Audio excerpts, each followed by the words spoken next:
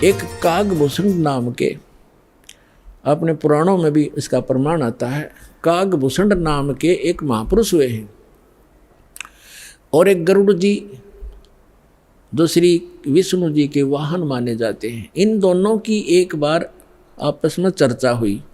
कागभूषण कैसे हैं, उनका बाकी का शरीर मनुष्य सदृश है, लेकिन चोंच और ऊपर का हिस्सा जो मुंह है वो कौवे का है, उसको कागभूषण कहते हैं। इन दोनों की आपस में एक बार चर्चा हुई। कागभूषण से गरुड़ जी ने पूछा, हे भूषण जी, आपके पास बैठने से मुझे बहुत शांति मिलती है। आपने यानी ये भक्ति विधि और ये अमरत्व, क्योंकि कागभूषण जी की काफ़ी लंबी आयु हो गई है, काफ़ी प्रलय उसके सामने हो चुकी हैं, अभी भी वो विद्यमान है। तो उसके लिए पूछा कि आपको ये कैसे प्राप्त हुई। तब कागभूषण ने कहा कि एक लंबी कहानी है गरुड़ जी। मैं एक बार 20 वर्ष की उम्र थी मेरी, और एक भयंकर अकाल गिर गया। हम भाई बहन थे, मेरे से छोटे मेरे भाई बहन थे। उस अकाल के दौरान वो भूख सहन नहीं कर सके, उनकी मृत्यु होगी। मेरे माता पिता की भी मृत्यु होगी, वो भी भूख सहन नहीं कर सके।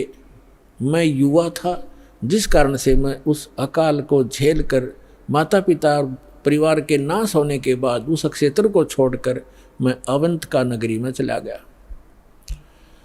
वहाँ अकाल नहीं था। उससे पहले मेरे असंख्य जन्म चले गए, मनुष्य जीवन मैंने बर्बाद कर दिए, कभी मैंने भक्ति नहीं की, क्योंकि वो पिछले जन्म मुझे अब मेरी दिव्य दृष्टि खुल जाने से नजर आ रहे हैं कि पिछले मानव शरीर मैंने कैसे बर्बाद किए थे।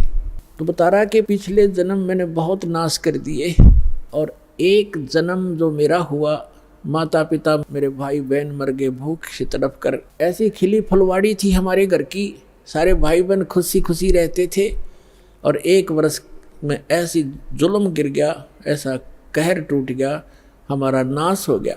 मैं सोचने पर विवश हो गया कि ये क्या जीवन है। कल तक हम कैसे खुशी मंगल से रहते थे, प्यार करते थे, कहाँ गए आज मैं टक्कर मार लिया, रो लिया, सारा कुछ कर लिया, वो मिल नहीं रही। ये खाक जीवन है, कहाँ रह रहा हूँ मैं।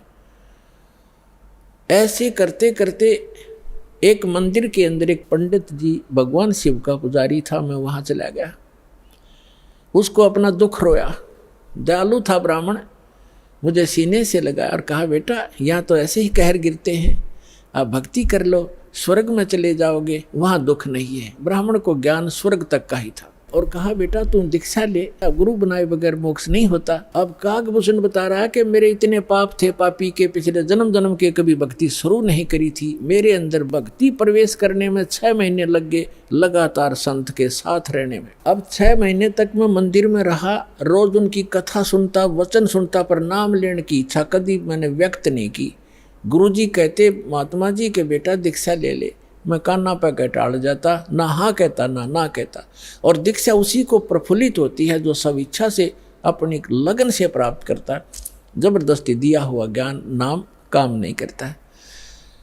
तो उस पंडित जी ने इसलिए उसको जोर नहीं दिया। 6 महीने के बाद कहता, लगातार सत्संग सुनने के बाद मुझ पापी के कुछ पाप नरम हुए, और तब मैंने दीक्षा प्राप्त की। दीक्षा प्राप्त करके कुछ दिनों के बाद फिर मेरे अंदर एक बकवाद भागी। जो गुरुजी कथा सुनाया करते हो मुझे भी याद होगी। मैं युवा था, गुरुजी वृद्ध हो गए थे, मेरी आवाज़ में कसक थी। जितने भी श्रोता थे अब मेरी तरफ आकर्षित हो गए कि और कहने लगे, हो आप तो गुरुजी से भी बढ़िया ज्ञान सुनाते हो। अपने आत्माओं यहाँ मार खाता प्राणी, इस ज्ञान को सुनकर कोई वक्ता बन बैठेगा, 10 उसके प्रशंसक हो जाएंगे, वो भी अपना नाश जीवन करेगा। अब ज्ञान पुराणों का था, बढ़िया घटिया क्या हो गया इसमें, गुरुजी से बढ़िया सुनाने लग गया वो। तो यहाँ मार खाते श्रोता भी और भक्त भी मार खाते, मान बढ़ाई छा जाती है, सबसे बड़ी दुश्मन है जीव की। एक दिन मैं बैठा था, कथा कर रहा था, श्रोता बैठे थे। गुरुजी आए मंदिर में अपने घर से, मैंने खड़ा होकर सत्कार नहीं किया क्योंकि मैं अपनी बेइज्जती समझूं था कि खड़ा होऊंगा तो सबका अट्रैक्शन उधर गुरु जी की तरफ हो जाएगा। अब मैंने बैठे बैठे दर्शन कर लिए, ऐसे बस थोड़ा सा नाम मात्र सा सिर झुकाया, खड़ा नहीं हुआ मैं। अब गुरु जी तो आए थे अपना लगे पूजा पाठ करने मंदिर में, एक कोने में बैठकर आकाशवाणी हुई मंदिर में, कह रहे दुष्ट तूने अपने गुरु का अनादर किया है, तुझे 1 लाख वर्ष के लिए नरक में डालता हूं। भगवान शिव की आकाशवाणी हुई, क्योंकि ब्राह्मण शिव का पुजारी था। अब वो आकाशवाणी सुन ली गुरु जी ने, उसने कहा अरे बेटा भूषण, उसका नाम कुछ और था उसमें, बेटा भगवान क्यों नाराज हो गया तेरे से। गुरु जी ने नहीं ध्यान दिया कि इसने मेरा आदर किया या अनादर किया। संत के विषय में एक वाणी कही है गरीबदास साहिब जी ने कि आदर अनादर करो क्यों ना कोई, मम संत शरण जगत जान छोई। अब संत ये नहीं देखते आदर अनादर को, लेकिन शिष्य को हानि घनी हो जाती है जो आदर नहीं करता, नियमित नहीं रहता। तो उस गुरु ने पूछा बेटा क्या गलती करती, भगवान आपसे क्यों रुष्ट हो गए, अक्षमा याचना कर, दयालु है भगवान, माफ कर देंगे तेरे को। और खुद भी अर्ज की, हे भगवान बच्चा है आपका, गलती होगी, बालक है, अक्षमा करो। तब उसने आकाशवाणी की फिर दोबारा भगवान शिव ने, जब ये निकम्मा व्यक्ति अपने गुरु का आदर नहीं करता तो मेरा क्या आदर करेगा। गुरु एक रिहर्सल करनी होती है गुरु जी को भगवान की तरह मानकर, क्योंकि हम जैसा व्यवहार गुरु जी के यहाँ कर रहे हैं तो परमात्मा इस रूप में आपको वहाँ ऊपर जा कर के आपकी परीक्षा लेगा। एक स्थान है मानसरोवर पर, तो वहाँ जो जैसा भाव आपका यहाँ वैसा वहाँ होगा जैसे स्वप्न में होता है। तो वहाँ से वापस आने के बाद फिर आप बहुत युगों तक वहाँ नहीं जा पाओगे। इसलिए एट प्रेजेंट आपने गुरु जी के साथ ऐसा व्यवहार करना चाहिए, ऐसा बोलना चाहिए जैसे हम भगवान से कर रहे हों। तो इस प्रकार ना करने से तब उसने कहा कि इसने आपका अनादर किया, आपका नहीं मेरा अनादर किया, इसको 1 लाख वर्ष तक नरक में डालूंगा। फिर काफ़ी समय तक हाथ जोड़े रहा ब्राह्मण, आपका बच्चा है, बख्श दो दाता, बालक है, गलती होगी, अरे तो भी मांग माफ़ी बच्चे, माफ़ी मांग। लेकिन फिर आकाशवाणी हुई कि मेरा वचन ना खाली जाई, यम के लोग चलो रे भाई। अब कागभूषण कहता है कि मेरी मृत्यु होगी, मैं नरक में डाल दिया गया 1 लाख वर्ष तक।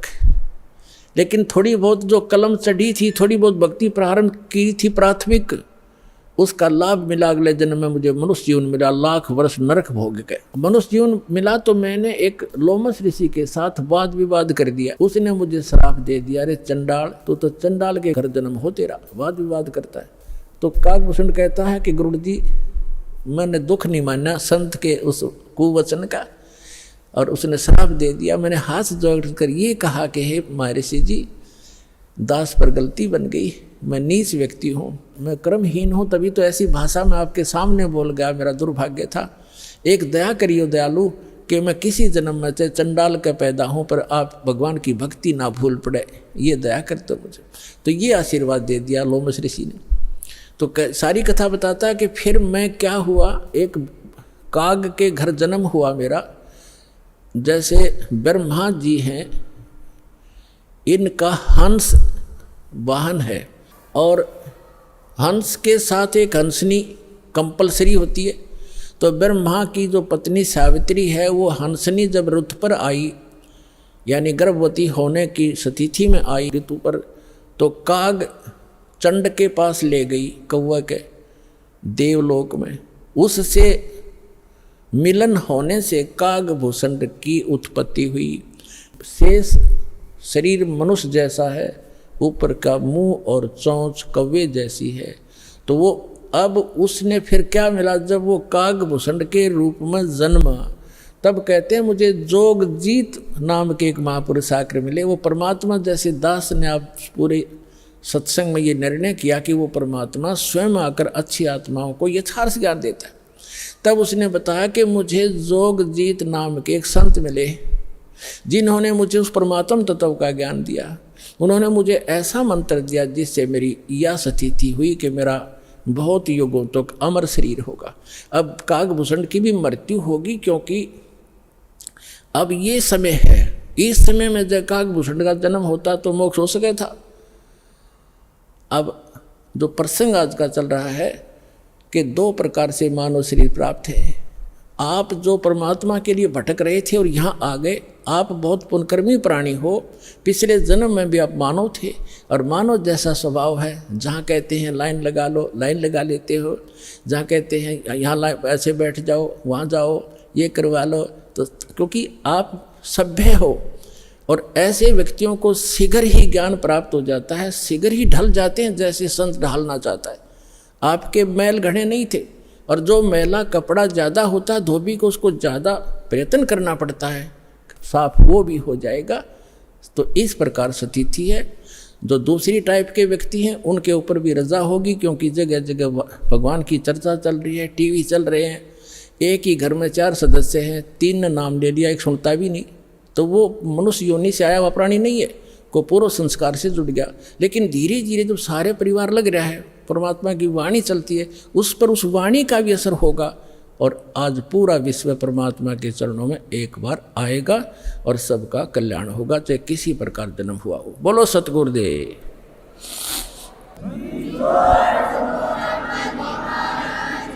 Oh